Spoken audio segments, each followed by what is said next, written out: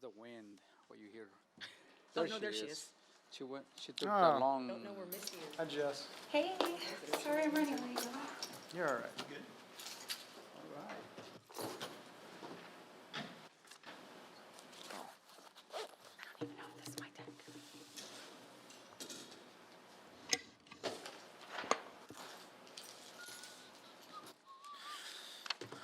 Good evening. It is now 5:33 on, what's today's date? March 9th. We will call the City of Clovis's largest tax meeting to order. We'll start with a roll call. The clerk, please call roll. Thomas Martin. Here. Gail Tarson said she would not be here today. Freddie Bryant. Here. Jess Reyes. Here. LaShawna James. Here. And Commissioner Garza. Here. And next, we will approve the minutes from the last meeting, which was on January 12th. Are there any corrections to the minutes? Many of the members, I know, LaShawna, you weren't here for the last one, but thanks for joining.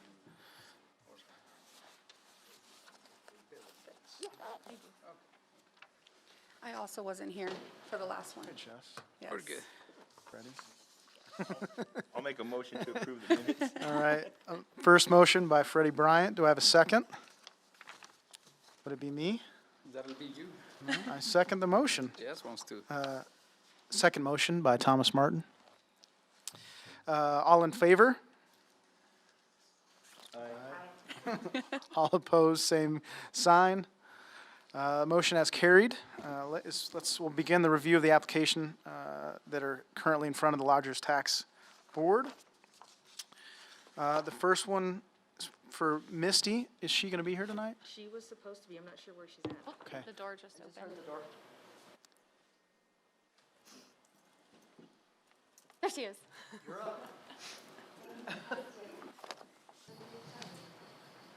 Misty, are you ready to go, or do you want us to switch and go with Lisa? Are you? No, I'm good. All right, cool. Where are we starting? So take your time. I have three, so which one do you have in front of you? We have the Spring Arts, Crafts, and Women's Expo. Fantastic. Aloha, Mayor. Aloha Lodgers Tax Board. Misty Bertrand, I'm the General Manager of the Clovis Civic Center. We have been shut down with COVID since March 11th of 2020. I am super excited and looking forward to the day that Curry turns green. That means we'll get 25% capacity for indoor events back at the Clovis Civic Center, as we are now defined as an indoor recreational, an entertainment venue. Now we are an entertainment venue. So super excited for that. We are planning an outdoor event. Currently under the yellow status, we are able to have events outdoors up to, I believe it's 50% capacity. So we're looking at May 1st to kind of put together all of the shows that we've done previously. Our Spring Arts and Crafts show, which is usually in March or April, which obviously we've missed with the COVID shutdown, and then also our Women's Expo, which is normally happening in May. So we planned on moving our Holiday Bazaar outdoors last October. We did not have that event, but we have the plans from that event. Everything would be socially distanced. There would be one entrance in, one entrance out, following social distancing guidelines. Just yesterday, the Clovis Civic Center was certified by New Mexico Safe as an entertainment venue. So we have completed all the training, not just for entertainment venues, but since they started putting training out in October, the restaurants, the offices, we've completed all of that. So we know the guidelines. We have our reopening guide ready to go. We're ready to launch phase 2. This event would be part of that. So again, we are asking for $5,768. If you'll look at the plan and budget, that breaks down into what we've done. I know it's been over a year, but I have a pretty similar advertising plan every year. So we focus heavily on Facebook. From the surveys that we've done at previous events, we found that the majority of people that attend events at the Civic Center found out about them through Facebook. So we focus on that.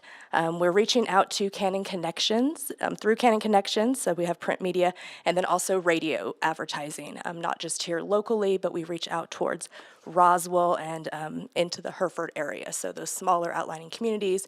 And then we have a partnership with Roswell. They buy advertising here, we buy advertising there. A year ago, we were trying to get a little group of folks that would travel back and forth. We'd love to start that back up again with our event series coming back. And then again, for all of our arts and crafts shows, we partner with Salvage and Sparkle. They do a goodie or giveaway that everyone gets for attending, so we're looking at doing keychains this year per this advertising plan and budget. With that, I'll stand for any questions regarding the Spring Arts, Crafts, and Women's Expo. Thanks, Misty. Excuse me, thank you. I had a couple of questions. Hotel information on previous, I know this, excuse me, and I'll just preface it by saying it's a Saturday event from 11 to 5. Do we expect people to come in from out of town, stay the night for something that starts at 11 and ends at 5? So I do have our room nights from our previous shows, again, from 2019, 2020. We found that the majority of folks staying nights at hotels are at the exhibitors and the vendors. So when we reach out to recruit for these shows, we reach out obviously beyond just the community here. We reach into Texas. We've had folks come from Arizona. So the room nights that we have created previously have come from the vendors.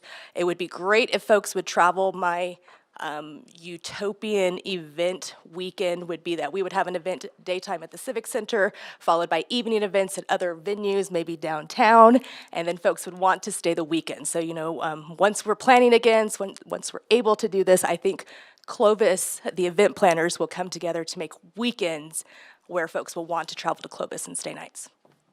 Okay. And then is there a cost to get in? I hadn't determined that yet. I'm going to say no. Most likely not. I think that would be a good idea.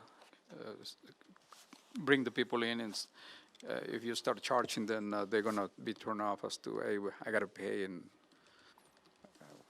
I'd rather just no pay and have a good time. So Absolutely. let's try that. And this is not gonna be the first event. You're gonna have many more. So let's keep the people coming in, and that's what we want. So I think that would be good. Thank you. How many vendors stayed in 2019? So at our arts and crafts show from 2019, we had 9 out of the 485 folks who took the survey. Okay. So out of vendors, I believe we had 40 or 50 vendors, so that would be almost a quarter of the vendors staying. So you have contacted some already? I have not reached out to anyone about this event. I do have a list of folks standing by, ready to come back as soon as we're able to plan. Just from the Holiday Bazaar, the outdoor event that we had planned in October, we had a list of 30 folks just from the 1 week that we advertised that event. That in addition to the hundreds of exhibitors that we still have on our lists from having done these events for the past 8 years. Good. So how many people can you have outside? So that would be a question we'll have to take up with the state police. On the patio itself, it's pretty wild, but the capacity on the patio is actually at about 600. So I believe it's 50%. So that would be 300 people just on the patio.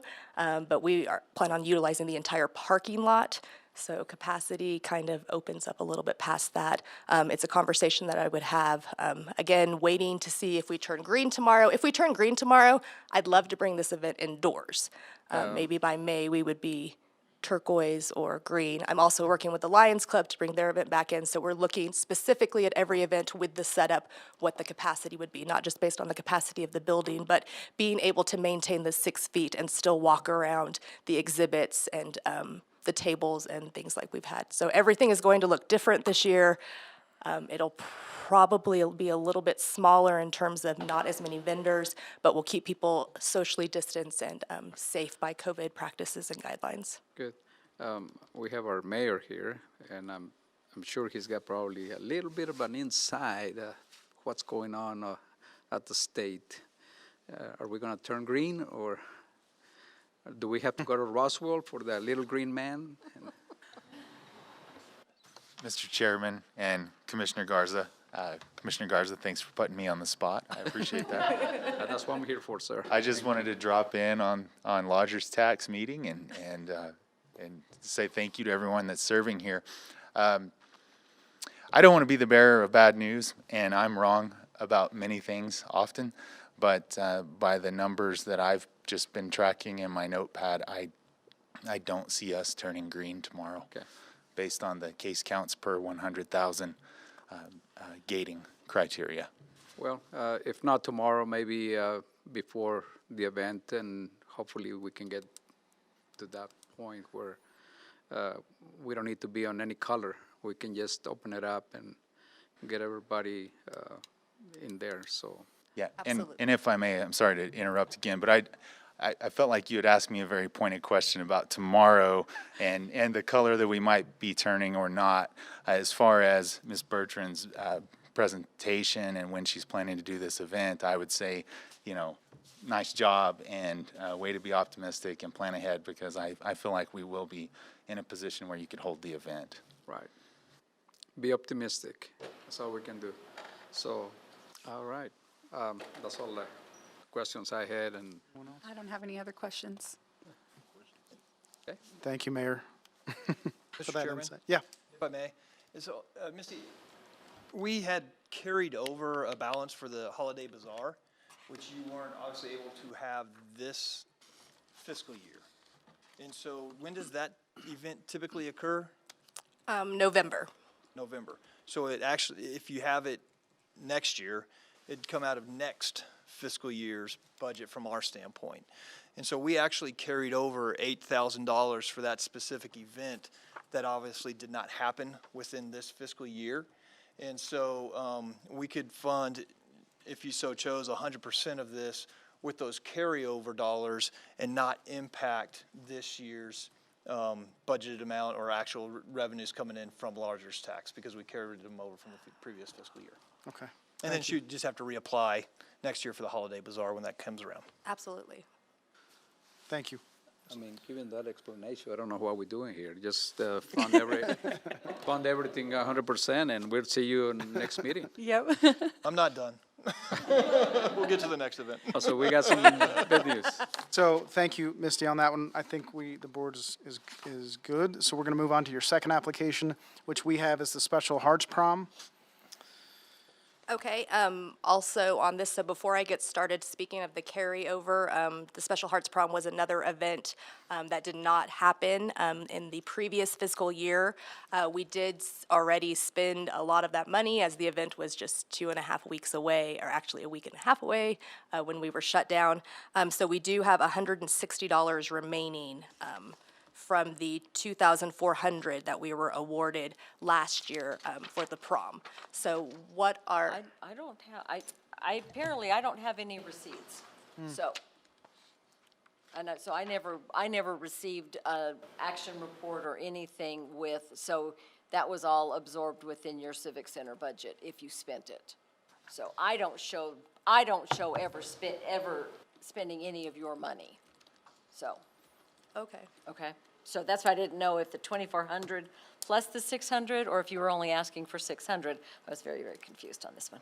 Okay, Okay, and I have the receipts and the purchase order and everything where we Right. applied for, but. or used that. Right, so, So there was I see. yeah. Yep. So Absolutely. Civic Center paid for all of that.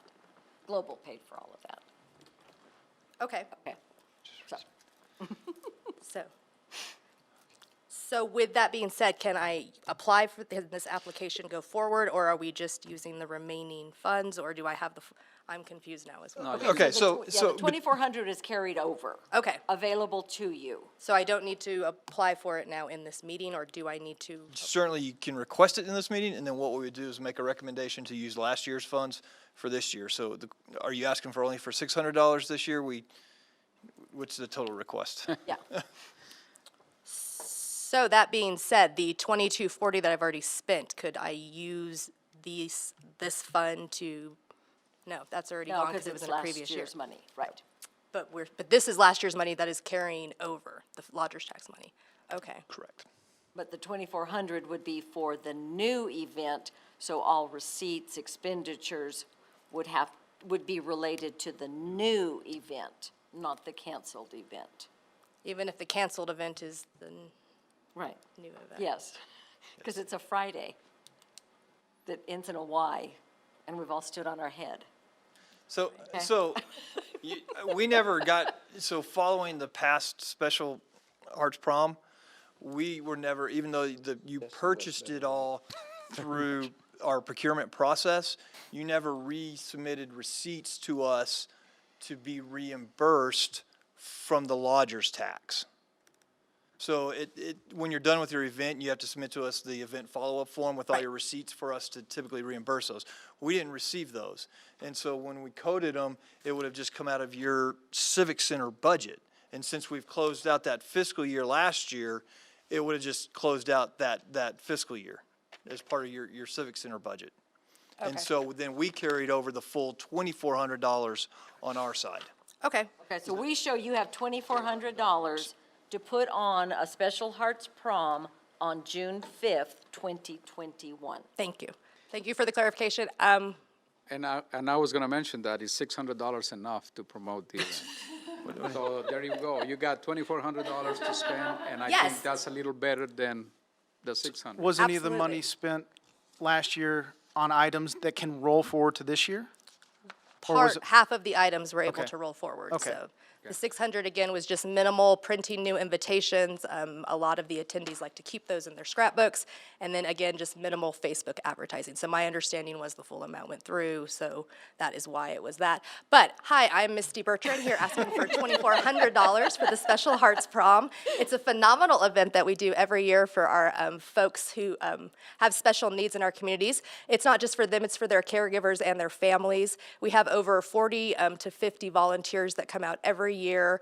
Everything from the centerpieces to the serving of the food, to the decorating, to driving folks to and from the event. Last year, we had it set up for a bunch of salons to come in and get them ready. The community really comes together for this.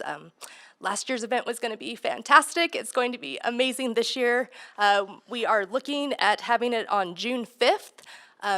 Normally, this would be our Pioneer Days Rodeo, which fingers crossed may still happen, but I heard may not. Either way, I think this would be a great week and a great addition to the Pioneer Days celebrations that we do here in Clovis. Again, when Clovis does things, we do things big. I think it's time, like I said, for us to start partnering on events. Since the theme is Wild, Wild West, I think it goes in great with the Pioneer Days celebration. We'll do it during the day. We already have folks committed to do hay rides around the building, horses, trick ponies, and dudes with ropes, rodeo queens, all those folks. It's a really great event. We'd love, love, love to invite our neighbors from outlying communities to come in. Over the years, we've grown the attendance. We've had folks all the way from Roswell, the smaller communities in Texas, and then also Curry County, Roosevelt County, other counties that have attended this event. So I'd love to come up with a marketing plan to get more people to come out to our Special Hearts Prom. Fingers crossed, green then turquoise, June 5th, 2021 at the Clovis Civic Center. And I'll stand for any questions. Thank you for the pause for clarification before. Only question I had was from the, this is again as an afternoon event from 11 to 3. I know I can't remember much from last week, let alone 2019, but I think you were starting to get from outside, like outlying areas coming in. Do you have those numbers? I don't think I have my Special Hearts numbers with me. I only brought my consumer show. But I do know there were 200, so there have been 3 proms. This will be our 4th. The first prom, we had just under 100 people. We had just under 150 people at the second one and over 200 folks at the third prom, which was a sock hop theme. We had Elvis there. It was phenomenal. But yes, we had a bus of folks that came in from Roswell. We had folks from Hereford, Freona, Texas as well. People come out for this, and it's a great event. That was the only question I had. Anyone else, board? No, you answered, or you asked my question, so. That one's good. And that one is a special one. I think we all agree. All right, third one on the list, Bunko game night. Perfect, No, thank you. no, oh, the 2,400, yeah. Are we looking at, just for 2,400. clarification, 2,400? Yes. Okay. Oh, Okay. well, that's what I'm asking, that's what I'm requesting. I would love that. We did, I marked out my 600, made it a 2,400. Perfect, thank you for that. I saw him. I'm a witness. And Bunko, you have no carryover. Correct. We're starting at Oh. 0, okay? Okay, Okay. yes, Before we get confused again, we're starting at 0, brand-new request. fantastic. Okay. Thank you for that clarification, Leanne. So, aloha, Misty Bertrand, Clovis Civic Center. We are, again, hoping to go green sooner than later. We made a green button at the Civic Center. I keep my finger by the green button. As soon as we go green, we're going to push that button. We're going to have our first event in a few days after that. We're running a skeleton crew at the Civic Center. There are only 3 of us working there right now. With that crew, I know that we could put on a Bunko game night, just with the resources that we have at the facility, just with the lodger's tax goodies and prizes that we have left over from the 2020. So previously, we had asked for money for a Bunko game night series. Obviously, monthly, it happens once a month. We were shut down in March. We didn't get to do March, April, May, or June. So we have 4 months of prizes, 4 months of giveaways, ready to go. I thought it would be phenomenal if we could kick off with St. Patrick's Day Bunko on St. Patrick's Day. Mayor made me feel a little sad about that because we may not be green tomorrow. But again, when we go green, I'm going to push that button. We're going to put out all this marketing. We're going to put out all the events that we are capable of doing with the staff that we have and generating some revenue for the Civic Center. So with our Bunko Game Night series, if you're not familiar, Bunko is a dice game. Usually it's played in groups of 12, 12 for 12 months, 12 homes, people rotate. I got invited to my first Bunko event a few years ago, thought it was phenomenal, thought, hey, we can make this bigger, we can make this more fun. We've had Bunko events with up to 100 folks. I say folks, usually it's ladies, but we have gentlemen that come, regulars. We actually lost 2 of our Bunko regulars to COVID this year. So, they become your family, they become your friends. It's a really cool event. It produced, I believe, over $14,000 for the Civic Center in the year that we were able to do it. So not only is it a fun event that I enjoy putting on for the community, that the community responds to, it also, again, creates revenue for the Civic Center, which is my job. So I will stand for any questions for the Bunko Game Night series. I'm just asking again for some Facebook money to throw around, again, to get folks to come to Bunko. I mentioned that we lost 2 folks. Both of those folks traveled to Clovis, one from Roswell, one from Friona. So 2 ladies that did travel for this event to Clovis. So I will stand for any questions for our Bunko Game Night series, lodger's tax funding application. Is there a fee to get in on this one? Yes, They pay to come in, and then do they win prizes. just prizes, not monetary, right? Would Yeah, that be we illegal? can't give cash. No, and then thanks for I wondered about prizes because I thought we had done promotions in the past, so that's the only thing I have. Okay, so you can't have this event on the patio? We could, yes. If we don't go green tomorrow, most likely I'll have to change some verbiage, but I'll still push that green button. So that would be We'd Plan B. still like to do, Bunko, and we'll try it on the I think patio. everybody's ready for it. Absolutely. Yeah. Thank you. Something to do in Clovis and surrounding areas. So, okay, so $300, is that what you're asking? Okay. And Mr. Chairman, if I may make a recommendation? Please. So, based off of using the Holiday Bazaar funds, which was $8,000, if you subtract off the $5,768, that would leave you with $2,232. So we could fund this event, that $300 out of previous year's fiscal year, so it doesn't impact this fiscal year's funds. Okay, Thank you. Thank you. I'm good with it. So that was my recommendation earlier. 20 With all minutes the ago? Yeah. Home already, but I guess got to follow the process. Thank you. All right, Misty, thank you.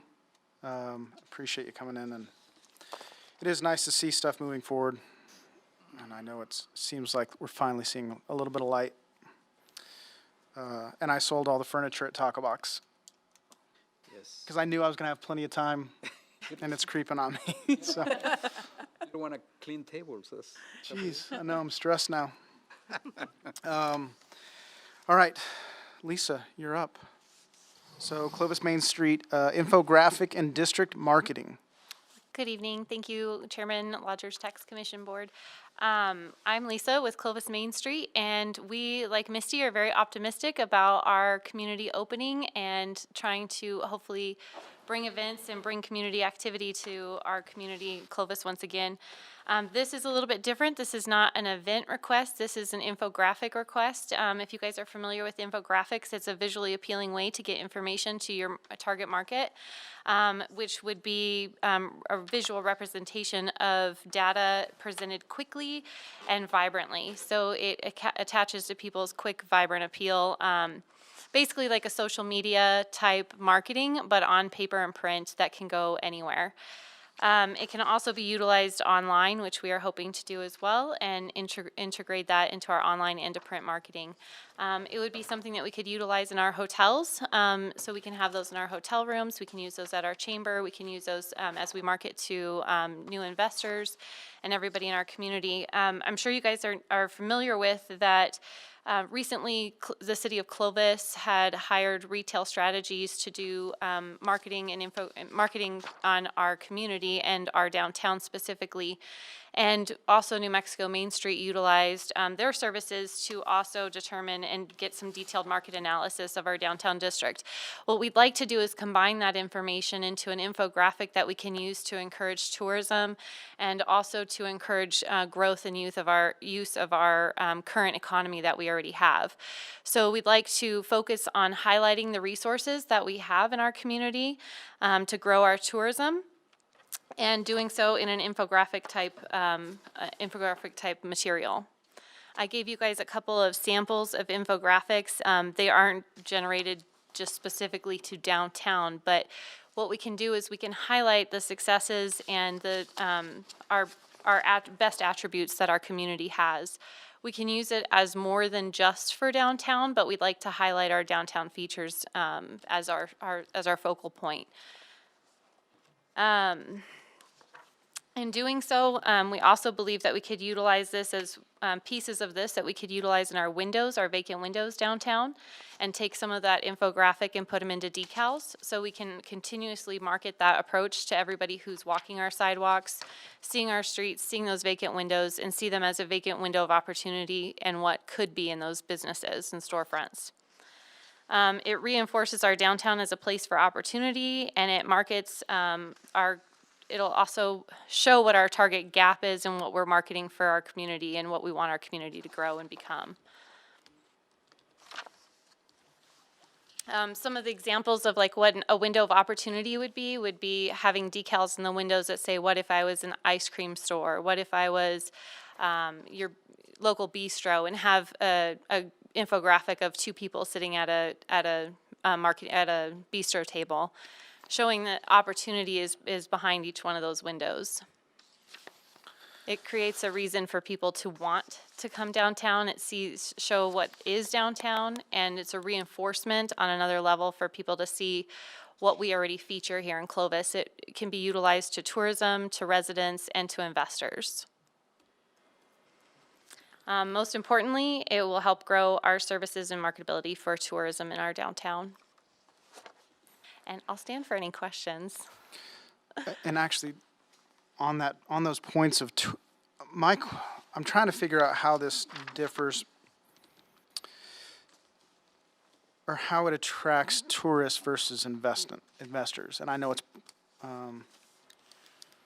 like it seems like more economic development based than it does tourism based. Well, I don't have, I gave you guys a couple of samples of infographics, and one of the things that we want to do is highlight what places we have to eat. Do we have places that serve breakfast? Do we have places that serve dinner? Do we have places that have secondhand goods? Do we have places that have suits and ties? Do we have, what type of businesses, what type of amenities does our downtown have? That would be placed in that infographic. We would have also information of like our historic features. How many historic properties do we have have in our downtown? How many parks do we have in our downtown? What are the public spaces in our downtown? All of that would be located in that infographic. So it would target our tourism destinations in there. So to show people that this is what we have. We have X amount of food services. We have X amount of hotel rooms. We have this many parks. So that way then it could showcase our railroad park. It could showcase the places that we have for the public to go and visit. Our libraries, how many libraries do we have? Our courthouses, those type of features is what it would highlight. Okay, and is that does the city marketing, are we already marketing that as a city? We don't have any downtown marketing currently in our So that community. we're talking downtown specific in this case? Yes. Mm-hmm. Okay. So it's not event specific, it's more general marketing towards bringing people in to see what downtown has to offer. Absolutely. And with the infographics, how do you push these out past, when we talk about spending the money outside of our area, is it? So we would put this on our website as well as utilize Facebook marketing, which in our Facebook marketing, we utilize the algorithms on Facebook to market to outside areas. So that way then we're not just targeting our interior community. We're looking for places outside of the 50-mile radius. This would not be something that we could utilize radio for. It would be print materials. This is also something that we could target with our other surrounding community Main Street programs as well too, to highlight, so that way then we can try to capture their tourism, to bring people as they're traveling through Clovis to also stop and utilize Clovis as well too in our downtown resources. How do you plan on tracking or recording how many people are actually staying in the hotels? I don't know how to do that with this. I think that what we would do is honestly give all of these pamphlets as well to our hotels, and that way then it's a resource that you guys have to showcase what we have in our community to overnight guests. And Mr. Chairman, Yes. as I look through the advertising plan and budget, I see this, except for the exception of the window decals, similar to what we do with the community profile, how we send that out, we put that in to our hotels, and we market our community. I see this as more designated towards marketing our downtown area. For the window decals themselves, I don't see that as an eligible lodger's tax expense, simply because how is that marketing our community? That you're marketing a building space to a potential investor and not necessarily for a tourism-related expenditure. But the remainder of the items, like I said, I see it kind of fitting into like the community profile, but it's more specific to the downtown itself. Okay. I kind of also question the printed stuff in the hotels. At the Marriott's here in town, we're not allowed to have any printed material out. Just, due to the pandemic, we're also not allowed to keep it in our rooms. So that would be a little bit harder. We do everything on a directory with our TV, so that our guests, when they check into the rooms, they can, look everything up on the TV. Now, that's something we probably could do, but as far as like the Marriott's in town are not allowed to have any pamphlets in the rooms. So I know we want to be prepared to have pamphlets to be able to give print marketing to people, but I think also making sure that we have it in a digital format would be really important, but to have them cohesively designed, so that way then what we do use in print elsewhere, that we can also have the same design and graphic be utilized on a digital format for places such as yours and other locations, and also on our website. And Mr. Chairman, I think that's a great comment and great for an educational purposes. How does somebody get on those preview channels in order to promote an event or promote downtown? Well, I can say at the Marriott's in town, that is something with the general manager that you would need to get with. There's a program that I can get into and kind of update, and actually that's something that I'm working on right now, is updating some of that information. So that's how you would just need to get with the general manager of the property, and we can get that fixed. Is there a fee associated with advertising on your? No. No, and it's just basically, it'll kind of give you some information and give the guests some addresses and phone numbers and contact names and things like that. So Yes, it's just, you just can come see one of us at the hotel and we can get it going, but When we're back to having a lot of events, which are going to begin on May the 1st, I'm sorry, then they just need to get with you and we can be advertising everything that's happening in the city of Clovis on your On the channels. directory, And y'all's yes. directories. That's fantastic information. Is that on all the hotels? I can only say the Marriotts. I'm not quite sure. I worked at a couple other hotels here in town. It wasn't available there, but you can check. Maybe things have changed since the pandemic and printed materials have been asked to be taken out of rooms and stuff like that. Okay, that's fantastic. Thank you. Thanks, Jess. And like on those windows of opportunity, there's the example that you guys have too. It also shows that you want to showcase what you have. So it's that reminder of what's already in your downtown. So it's not just imagine what this could be. It's also, this is what we have, one more block and there's this. So that way then you're keeping people downtown and utilizing the resources that are there. And it's just that secondary approach to reinforce what's already in your community and what people can utilize. So there's multiple uses for those. Okay. Commissioner? I'm good. Sean, any questions? Freddie? All right. Lisa, thank you. Thank you. All right. That is the fourth and final application. Does anybody need to take a break? I know this has been a shorter meeting. We'll just continue into the review of the application funds. So we'll go back and start at the beginning. And do we want to take Commissioner Garza's recommendation that was made an hour and 45 minutes ago? Thank you, Mr. Sherman. So, to use the past funds, roll them forward. That's, Does anyone have any? With the exception of this, and I totally agree with Mr. Howard on the window decals and, That's on leases? Yes. We're just looking at the first three. okay. So on the first three, Yeah, the first three. You good with that? All right, so we'll just roll forward from the previous, and then, but that was easy. And then we'll move on to leases. So yeah, I think I was struggling with that one, so thank you for clarifying. I'm glad you were here for it, because I couldn't wrap my head around it a little bit, but I think it's a valid one. You guys have any suggestions, recommendations? No. So pulling out, so within the printed materials is the 5,000, the window decals are separated. So if we remove the 3,500 for the window decals, what'd that be, 9,750? 50. I didn't even use Siri. No. Nice.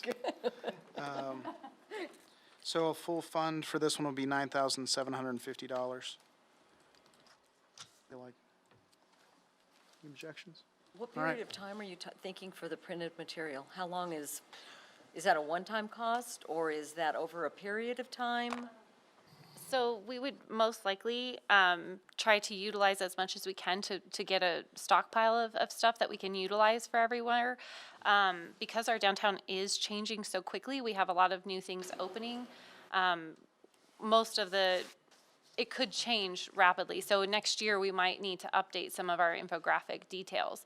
But I think right now, we want to promote what we already have and those features that we have, so we want to get moving forward on it. New Mexico Main Street does provide us a free service to help us with the actual design service of it. And we have retail strategies and New Mexico Main Street services with the current information. So we have a lot of already detailed information, market analysis that we can be ready to go very quickly on it. and so, Mr. Chairman, and what I would recommend to you, Lisa, is obviously start now, and then once we get approaching the end of the fiscal year, if those funds haven't been expended and you expect them needing those for the following fiscal year, make sure you get with us, submit your carryover request. That way we can get it on the books. Yes, sir. Thank you. Thanks, Mr. Howell. All right, so all four are good. Do I have a motion to approve all recommendations? All right, Mr. Bryant makes that first motion. Do I have a second? I second that motion. Jess. Second motion by Jess Reyes. So all in favor? Aye. All opposed, same sign? Ooh, she said Or any something. opposed? All right. All right, so motion has carried. And then before we end the meeting, is there anything for the good of the order? Mr. Mayor, any comments? Since you took the time to be here. Mr. Chairman, Commissioner Garza, thank you. I sincerely had planned to drop in on the meeting tonight just to watch what was going on, and if I had the chance, say thank you to each of you for your service on Lodgers Tax. Appreciate what you do. And for those of you presenting events and projects, thank you for your optimism and keep it coming. The day is coming when this board will get very busy and things will get back to normal, and I firmly believe that, and that's why we keep getting up and keep going every day, right? We're going to get through this, and we're going to see all the events that we used to, and even bigger and better. But thank you for what you do. Appreciate y'all. Thank you, for being Mayor. here, sir. Yeah, appreciate you coming tonight. And Mr. Chairman, just for the board's knowledge, we're obviously 8 months into our fiscal year, and we had budgeted revenues of $383,333.33.